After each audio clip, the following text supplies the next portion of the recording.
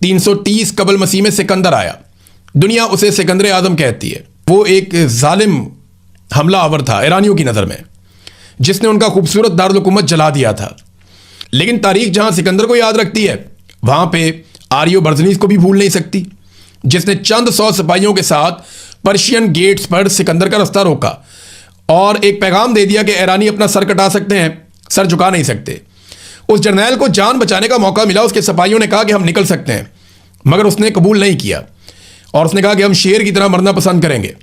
और मरने से पहले अपनी सरजमीन और आबादी को देखकर उसने तारीखी जुमले बोले थे कि ऐ मेरी सरजमीन, तू हमेशा सलामत रहेगी। उसके बाद दुनिया के नक्शे पर एक रोमन सल्तनत उभरी, बहुत ताकतवर रोमन अंपायर, एक ऐसी सुपर पावर जिसके नाम से पूरी दुनिया कांपती थी। लेकिन तारीख में रोमन अंपायर को किसी ने नाकों चने चबवाए हैं और उनकी नींदें हराम की हैं, तो वो ईरान की पार्थियन स्टेट थी।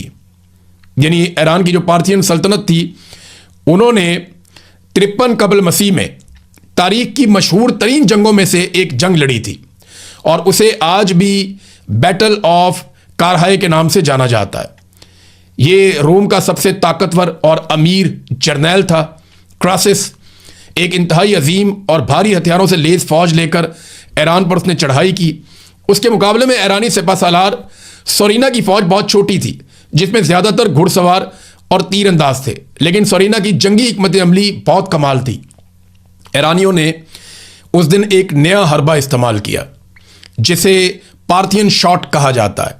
यानी वो घोड़े पर पीछे की तरफ भागते थे और अचानक मुड़कर दुश्मन पर तीरों की बारिश कर देते थे। रोमन फौज इस अचानक और तेज रफ्तार हमले के सामने रेत की दीवार साबित हुई। हजारों रूमी फौजी मारे गए और क्रासिस का सर काट कर ईरानी बादशाह को पेश कर दिया गया। ये जंग आज भी बताती है कि ईरान बड़ी सुपर पावर्स की बड़ी फौजों से खौफजदा होने वाला मुल्क नहीं है। उसने कम तादाद और कम हथियारों के बावजूद ताकतवर फौजों का मुकाबला किया है।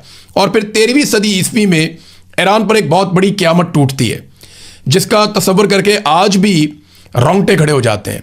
चंगेज़ खान और हलाकू खान, इन लोगों ने यानी मंगोलों ने हमला कर दिया ईरान के ऊपर और ईरान की ईंट से ईंट बजा दी। ये ईरान की तारीख का सबसे तारीख और खूनी दौर था। मंगोलों ने शहरों के शहर सफ़ाहत्ती से मिटा दिए, मर्दों, औरतों, बच्चों का कत्लेआम किया, इंसानों की खोपड़ियों के मीनार बनाए। ईरान के अजीमुशान नहरी और आबपाशी के निज़ाम को तबाह बर्बाद कर दिया, जिसने ज़राअत को सदियों पीछे धकेल दिया। बगदाद और नीशापुर की अजीम लाइब्रेरियों को जलाकर राख कर दिया। तारीख में यह कहा जाता है कि दरियाओं का पानी पहले इंसानी खून से सुर्ख हुआ और फिर वहाँ मौजूद किताबों की स्याही से काला पड़ गया। बज़ाहिर ऐसा लगता था कि ईरान और इसकी तहजीब हमेशा के लिए मिट चुकी है, लेकिन यहाँ तारीख का एक और हैरत अंगेज़ मोजज़ा होता है।